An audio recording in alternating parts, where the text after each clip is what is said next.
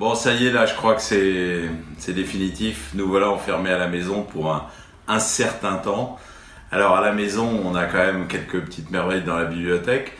Mais heureusement, on en a aussi dans ma cave. En tout cas, oui, moi, j'en ai dans ma cave. Et je vais vous en présenter une pépite par jour. Une pépite pendant ces jours de confinement. Ça nous aidera à franchir ce cap dans la joie et la bonne humeur. Alors je commence par une madeleine, ma madeleine à moi, qui nous emmène à Vaqueras.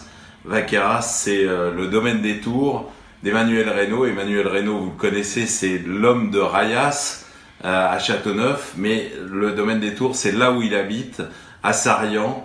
Et ce vin de Pays du Vaucluse, un blanc, c'est certainement le plus modeste vin qu'il fait. Quand on va chez lui, on a la chance de pouvoir l'acheter pour à peine 10 euros. C'est un vin de Clairette. C'est un vin magnifique et on va voir ce qu'il en est encore aujourd'hui. Voilà, quand on est pressé, on a le droit de faire ça. Sinon, ça se fait pas du tout. Et on va le goûter. Alors, la Clairette, c'est vraiment un cépage rare et surtout souvent décevant. J'en connais pas beaucoup de bonnes Clairettes. Il y a évidemment le Château Simone, c'est sûrement l'une des plus célèbres à Palette.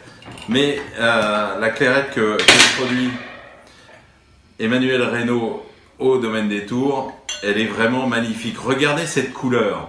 Ne pensez surtout pas que le vin est oxydé, détruit. Non, il a cette couleur dorée qui est magnifique, qui indique presque un vin liquorose, sauf que c'est un vin parfaitement sec. C'est un vin d'une qualité aromatique somptueuse.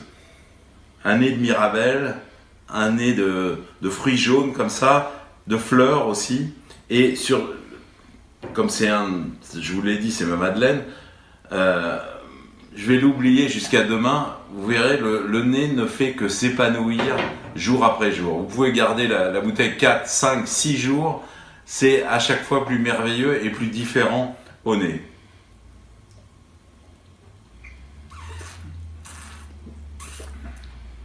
Et en bouche, il y a tout le bonheur qu'on attend des vins Reynaud, c'est-à-dire cette rondeur, cette suavité, ce velouté, cette gourmandise, mais avec aussi une fraîcheur et une tonicité incroyable et très très loin de l'image qu'on pouvait avoir quand on regardait ce vin déjà évolué.